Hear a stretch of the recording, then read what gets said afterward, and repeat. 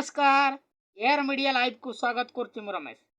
अवहेलित अवस्था सड़ुची केन्दुझर नूतन बस टर्मिनाल। असामाजिक व्यक्ति और बुला कुकुरंकर आश्रय स्थली पलटिची एही टर्मिनाल।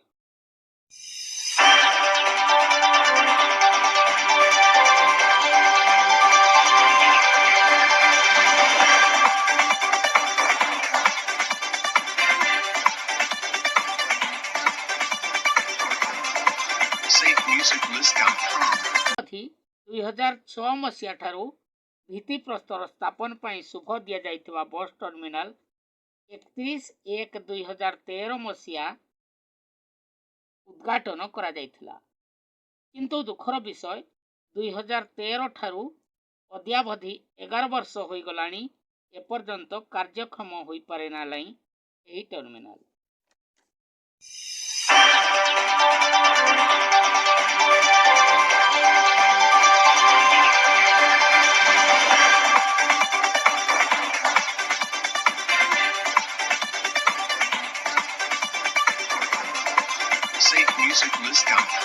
खाली हाथ गणती भाव केतुटी बस टर्मिनाल को जीवा आसवा करुची। जेमिति कि बस गुड़िक चाली चाली थकी पड़ा पर किछि समय थका मेंटेवा पई बस टर्मिनाल को जीवा आसवा करुचंती।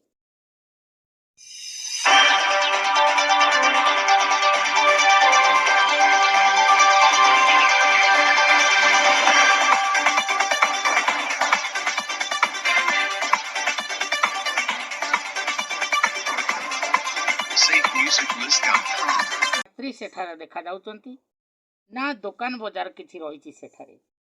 खाली असामाजिक व्यक्तिंकर आडा जमुची सेठारे।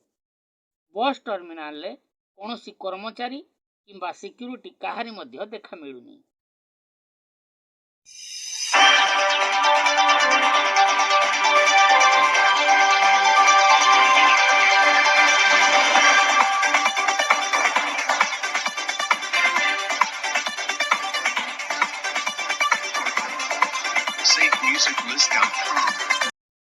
जहा फल टर्मिनाल रो गेट पाखापाखी मध्य लोक माने दुई करी परिवेश को दूषित कर दउछंती। विशेष सूत्र प्रकाश होइछि कि बस टर्मिनाल टी बाजार ठारू बहुत बाहर होइथबारु कोनोसी यात्री एते दूर ऑटो भड़ा करी टर्मिनाल को जीवा पई अमंग होउछंती।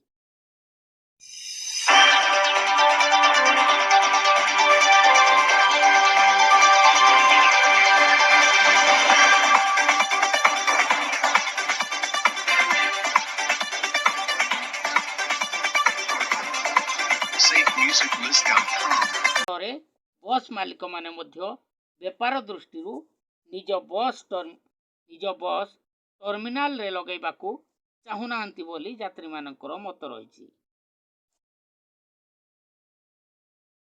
विगत 11 वर्ष मध्य रक्षणाबेक्षण अभाव बस टर्मिनाल टी भांगिरू जीवा भली परिस्थिति सृष्टि हेलानी।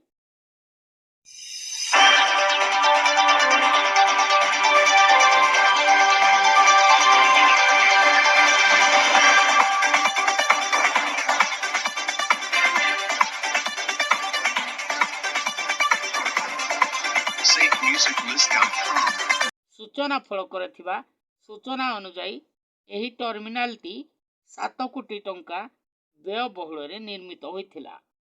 किंतु एपर्यंत कौनसी आखिदृशिया कार्यक्रम होई पारिला नाही।